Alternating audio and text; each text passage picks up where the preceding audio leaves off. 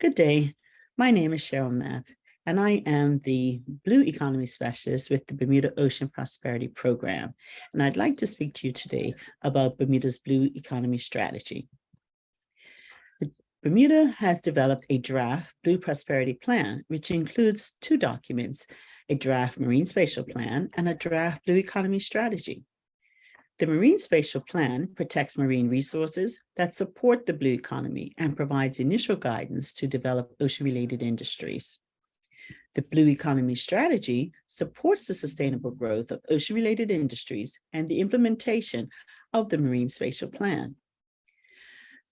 The vision for Bermuda's blue economy is to optimize Bermuda's blue assets for sustainable economic growth in key sectors that create job opportunities and support local entrepreneurs. The strategy creates a program in conjunction with the Marine Spatial Plan to incubate new local ocean-related projects and businesses through grants, technical support, and capacity building, and to increase investment in local ocean-related businesses and projects that are ready to be launched. Key sectors within the blue economy include sustainable fisheries, blue wealth and equity, renewable energy, and sustainable marine tourism. The Blue Economy Strategy supports the Marine Spatial Plan in achieving its broader goals of marine protection, and a component of the strategy proposes a blue dividend as part of the funding structure illustrated below. The Blue Economy Subcommittee, which is a subcommittee of the Bermuda Ocean Prosperity Program Steering Committee, consists of the following members. The subcommittee was tasked to consider public feedback on the draft Blue Economy Strategy and make recommendations to the BOP Steering Committee. The subcommittee recommended to the Steering Committee the Blue Investment Facility be renamed as the Bermuda Ocean Prosperity Fund, otherwise known as the Ocean Fund. We're currently developing the governance framework to provide strategic oversight, reviewing options for capitalizing the fund, which may include the issuance of a blue bond, consulting on key performance indicators and eligibility criteria, reviewing the list of potential projects, receiving technical support through the Wade Institute together with other stakeholders to provide legal, investment management, and fund administration services. The subcommittee's feedback on goal number 1 to facilitate sustainable fisheries included its visions, goals, and objectives to clarify the wording around some of the licensing objectives in supporting the MSP to include public education as part of the overall Blue Economy Strategy to promote long lining, increasing the consumption of local fish, highlight methods, i.e. bycatch best practices already in place that help ensure sustainable fishing in Bermuda. The Blue Economy Subcommittee was also tasked to consider goal number 2, which was expanding sustainable marine tourism.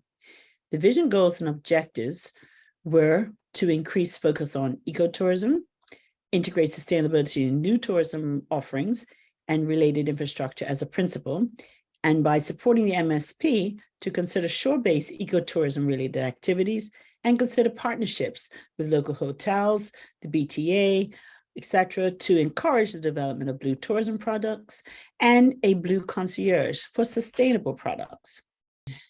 Goal 3, considered by the Blue Economy Subcommittee, related to producing cleaner, cheaper energy. The vision, goals, and objectives were to broaden the goal to accelerate the clean energy transition. The Blue Investment Facility was to clarify, and the question around the Blue Investment Facility was to provide clarification as to why terrestrial solar is included and why it would not detract from potential support for other renewable projects. With respect to consideration of the Blue Wealth and Equity goal, the vision, goal, and objective considered here was as to whether mechanisms outside of the facility could be used to develop Bermuda's blue economy and emphasize the need to develop the sector through incubation. By supporting the MSP, the committee was asked to clarify that investment should come with increased marine protection benefits via the blue dividend, include a mention of blue bonds in the next draft, include an education certification component for the fund, emphasize support for small businesses, provide clarification on what is grant funded versus repayable funds with respect to the fund, and revisit wording on critical infrastructure used to explain that it does not reference the establishment of a physical building. It will be very important as part of the Blue Economy strategy that we measure target outcomes. And as such, we have decided to make use of key performance indicators, which will assist us in strategic decision-making. These indicators will be quantifiable, measurable, and actionable, and go to show progress towards long-term performance.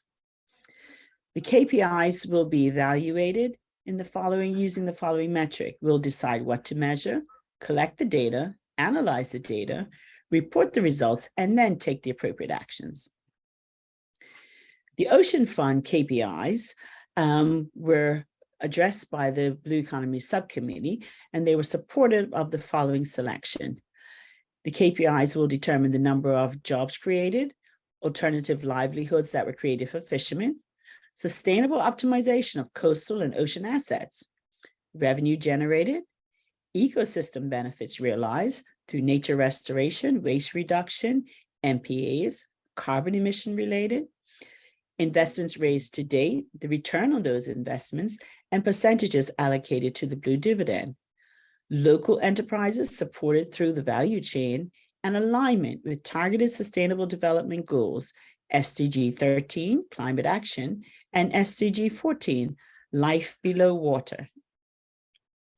During the recent public consultation period, feedback on the draft Blue Economy strategy centered around two primary themes: the request for clarification and more information due to concerns about implementation, i.e., where will investments come from? Will sustainability be a core principle? How are potential projects selected? Is there support for local businesses? And the second theme, support of the Blue Economy strategy and/or the Blue Investment Facility.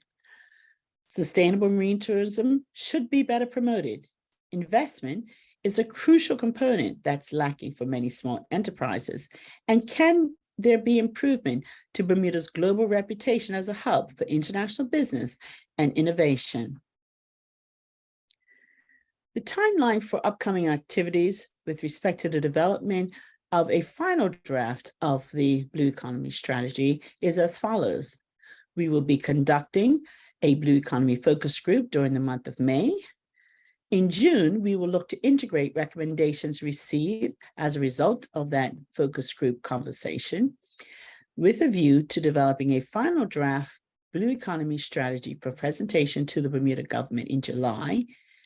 And then in the fall, it is hoped that legislation in support of the Marine Spatial Plan and the Blue Economy strategy will be implemented by the Bermuda government. To summarize, the draft Blue Prosperity Plan, as I've said earlier, has two parts that work together to achieve Bermuda's economic, social, and environmental goals: a Blue Economy strategy and a Marine Spatial Plan. The Blue Economy strategy supports the sustainable growth of ocean-related industries, the implementation of the MSP. The MSP protects marine resources that help to grow the Blue Economy and provides initial guidance to develop ocean-related industries. Based on feedback from recent public consultation periods and the Blue Economy Subcommittee, the strategy is being updated to expand the scope of the Ocean Fund to develop Bermuda's Blue Economy with a focus on incubating small businesses and providing training and certification, to increase the focus on local ecotourism, blue tourism, and sustainable products, to include public awareness on local sustainable fishing, and to track key performance indicators to guide in decision-making.